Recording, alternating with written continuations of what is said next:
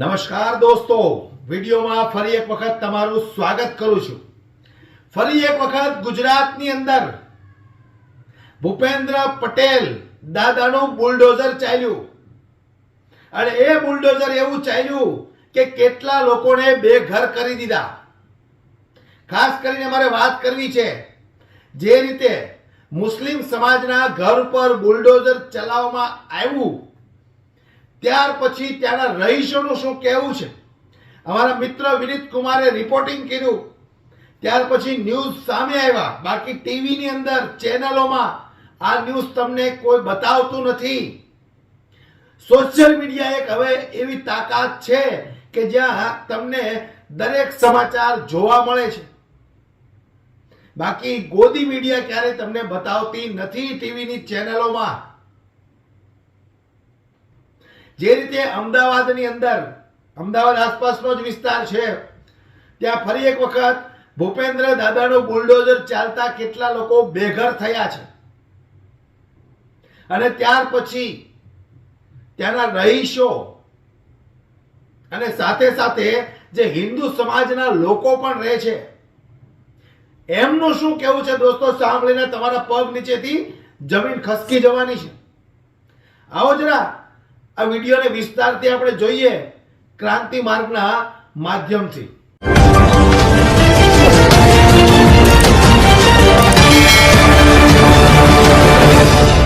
જન્મ પહેલાથી મારી દરગાહ હતી, મારે દરગાહ જોઈએ। હું હિન્દુ ભાઈ છું। તમે હિન્દુ છો? હિન્દુ છું, નિરીશભાઈ બળદેવભાઈ સાધુ હિન્દુ છું। મારે દરગાહ જોઈએ, બીજું કોઈ મારે કોઈ લડત નથી। અમને ઢસડવામાં આવે પુરુષ પોલીસ દ્વારા, એ પછી મહિલા પોલીસ આવે છે। મહિલા પોલીસ આવીને તરત જ મારું પહેલા તો ગળું દબાવે છે, ગળું દબાઈને મને લાતો મારે છે, મને હાથાપાઈ કરે છે। એ પછી જાણે કે અમે કોઈ ખૂન કરીને આવે છે, કોઈ અડ્ડો ચલાવીએ છીએ, એ પ્રમાણેનું ક્રિમિનલ જેવું અમારી જોડે વર્તન કરવામાં આવ્યું।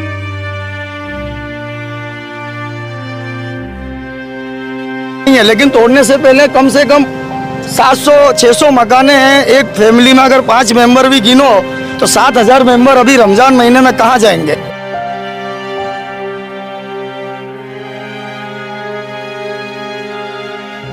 मकान तो तोड़ा। धार्मिक स्थलों को जब कोर्ट ने मना करी, हाई कोर्ट ने कि हाथ नहीं लगाना है, तो उसको क्यों तोड़ा गया? इससे साफ जाहिर होता है कल यहाँ पे दंगा भड़काने की फुल साजिश थी। अच्छा, फुल साजिश थी, जो नहीं हो पाई वो नाकाम हो गई। આ બધા કોણ છે? તમે મને કહો કોણ છે? કોઈ હિન્દુ ભાઈ બતાવો, બોલો ભારત માતા કી। પેલા બધા ભારતીય છે। હા, કોણ નથી બોલતું? કહો મને। છોકરીઓને ભણા, બેટી બચાવો બેટી પઢાઓ, મને તો ના બચાવી શકે, હું પણ દેશની બેટી છું। ઘર તો તોડી દીધું બધાનું, પણ હવે શું એ લોકો જશે ક્યાં? એ પ્રશ્ન ઊભો થવો જોઈએ। ડેવલપમેન્ટના નામે એમ ના કહેવાય કે ઘર વાળાને બેઘર કરી દેવું, આ ડેવલપમેન્ટ નથી। આપણે ભાઈ ભાઈ છીએ। અચ્છા, હા, એટલે અહીંયા જે હિન્દુ મુસલમાન બધા એક અમે બધા એક જ છીએ। અમે બધા એક જ સમથી છીએ, હાલમાં સમથી છીએ ભાઈ, સમથી છીએ ને આપણે। આગળ ના પાડો, આગળ ના પાડો। જી, શું નામ આપનું? મારું નામ નીતિશ છે હા જી, અને એડવોકેટ છું। અત્યારે ગુજરાત હાઈકોર્ટમાં પ્રેક્ટિસ કરું છું। હાલ અત્યારે જે ડેમોલિશન થયું છે બહુ ખરાબ કહેવાય કે આવું ડેમોલિશન ક્યારેય થવું ન જોઈએ। ક્યારે પણ પ્રાયર નોટિસ, એટલે આ બાજુવાળાને તો પ્રાયર નોટિસે નહીં આપવામાં આવ્યું કે 15 દાડાનું, કે ભાઈ મૌખિક રીતે એમને એમ કીધું હતું કે ભાઈ રમઝાન પછી આવીને તોડવાના છે, અને એમાં એમને કોઈ તકલીફે નહોતું, કારણ કે એમાં કમ્પન્સેશનનું બધું હતું। એ લોકો પહેલાં 2008માં ગયા હતા ત્યારે એમને કમ્પન્સેશન માટે બધું આપેલું હતું, તો એ લોકોને કંઈ તકલીફ નહોતું। પણ અચાનક ગઈકાલના દિવસે આ લોકો વગર કંઈ રિટર્ન નોટિસે આ લોકો અચાનક આવીને અહીંયા આવીને તોડી લીધું। હવે તોડ્યા પછી 4 વાગે આ લોકોએ કબ્રસ્તાનના જે બાઉન્ડ્રી છે, બાઉન્ડ્રીને એ તોડવામાં આવ્યું, અને જે મઝર છે કઈ 600 વર્ષ જૂનું કબર છે, એમાં એક 600 વર્ષ જૂની કબર છે, તો એ તોડવા માટે એ લોકો કોશિશ ચાલુ રાખતા હતા। તો ત્યારે આપણને અચાનક ખબર આવ્યું અને આપણે અહીંયા આવ્યા અને ઓર્ડર લઈને આપણે આવ્યા હતા। ખાલી 600 વર્ષ જૂની એટલે આ તો 1400 એટલે અમસ્સા બાદશાહના સમયગાળાની ખબર? એ તો ખ્યાલ નહીં, બટ અહીંયાના લોકો એમ કહે છે 400, 500, 600 વર્ષ જૂની કબર છે ત્યાં, અને એના જોડે આપણે આ જજમેન્ટ લઈ આવ્યા હતા। આપણે બીજું કંઈ કરવાનું નહોતું, ખાલી જજમેન્ટ ઓર્ડર એમને વચાવવાનું હતું કે તમારા જ વકીલ સાહેબે કોર્ટમાં એવું કીધું છે કે ઇન ધી એરિયા ઓફ કબ્રસ્તાન, એટલે કબ્રસ્તાનના એરિયામાં કંઈ પણ તોડફોડ થશે નહીં, તો એને લાગુ કરવું એમનું જ કામ છે। અને આ 17 તારીખનો ઓર્ડર છે, એટલે 17/1/2025નો ઓર્ડર છે, એટલે ખાલી એનું એક જ મહિના પૈતું છે અને એ લોકો અચાનક આવીને કઈ રીતે એક દિવાલ, કબ્રસ્તાનનું દિવાલ કઈ રીતે તોડી શકે? કારણ કે એ કબ્રસ્તાનના અંદર આવે તો તરત જ આપણે એને જસ્ટ પૂછવા માટે ગયા હતા કે ભાઈ તમે આ કઈ રીતે, તો તરત જ પોલીસવાળા દ્વારા આપણને વાતચીતે કરવા નહીં દીધું. પહેલા 1-2 પોલીસવાળા આવ્યા હતા, એ એએમસીના અધિકારીઓને ગોતવા ગયા હતા, પણ તરત જ બીજી ચેથરિયા કરીને રખ્યાલ પીઆઈ અચાનક આવ્યા અને આપણને પકડીને એટલે આપણા જોડે એક મહિલા એડવોકેટ છે, મહિલા એડવોકેટનું ગળા દબાવવામાં આવ્યું, એમનું મોબાઈલ ઝડપી લેવામાં આવ્યું અને બહુ ખરાબ રીતે ઉપાડીને એમને ગાડીમાં નાખી દીધું. એટલું ખરાબ પરિસ્થિતિમાં જ્યારે આપણે નારી શક્તિની વાત કરતા હોઈએ તો નારી શક્તિમાં આ રીતે જે હુમલાઓ, એટલે એક વકીલ અને આપણે એઝ અ વકીલ અને આપણા કને કોઈ હતા નહીં. વિડીયોમાં તમે જોઈ શકો ખાલી 4 જણા આપણે હતા ત્યાં, ખાલી વાત કરવા માટે કાગળિયું હતું, એક બતાવવા માટે આવ્યા હતા. એના વચ્ચે એ લોકોને શું ખરાબ લાગ્યું ખ્યાલ નહીં, પણ અચાનક ઉપાડીને લઈ ગયા અને આવું બધું બહુ ખરાબ પરિસ્થિતિમાં આપણને રાખવામાં આવ્યું.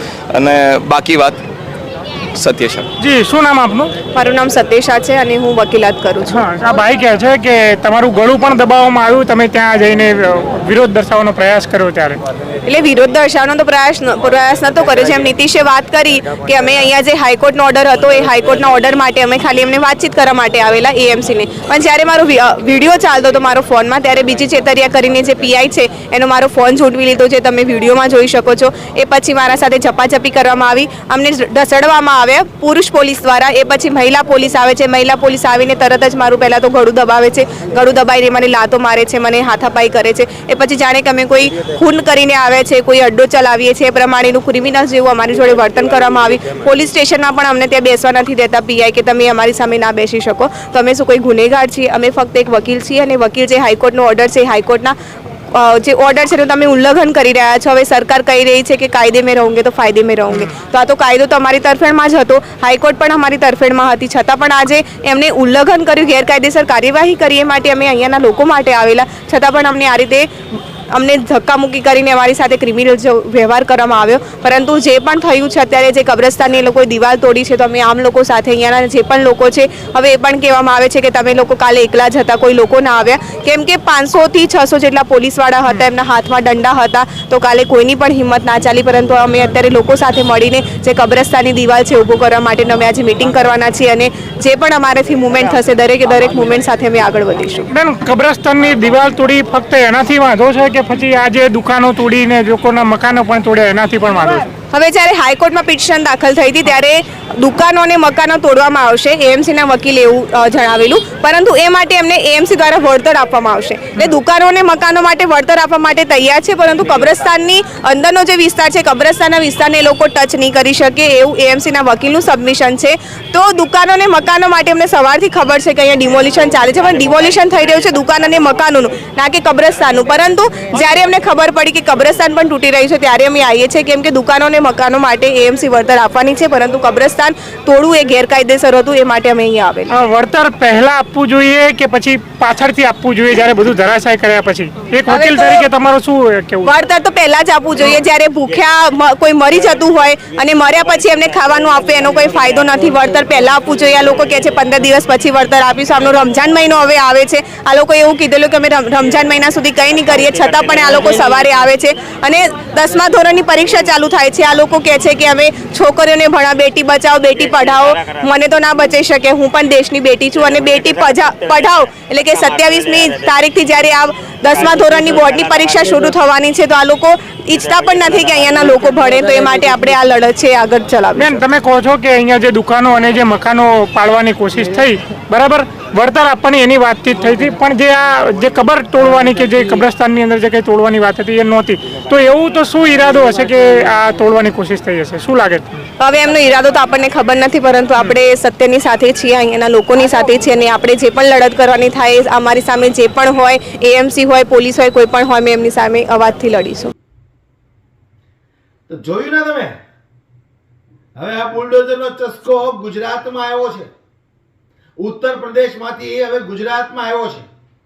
પણ મારે પૂછવું છે દાદાને કે આ બુલડોઝર જ્યાં ગેરકાયદેસર બાંધકામ ભારતીય જનતા પાર્ટીના નેતાની હસ્તક થયા અથવા એમના મળતિયાઓએ કર્યા હોય ત્યાં કેમ નથી થતું? ત્યાં કેમ બુલડોઝર નથી ચાલતું? ત્યાં નહીં ચાલે. જે કઈ મળવાની હોય એ મળી ગઈ હોય, પછી ત્યાં થોડું બુલડોઝર ચાલે. બુલડોઝર તો ફક્ત બેબસ, મજબૂર, લાચાર લોકોના મકાન ઉપર જ ચાલે.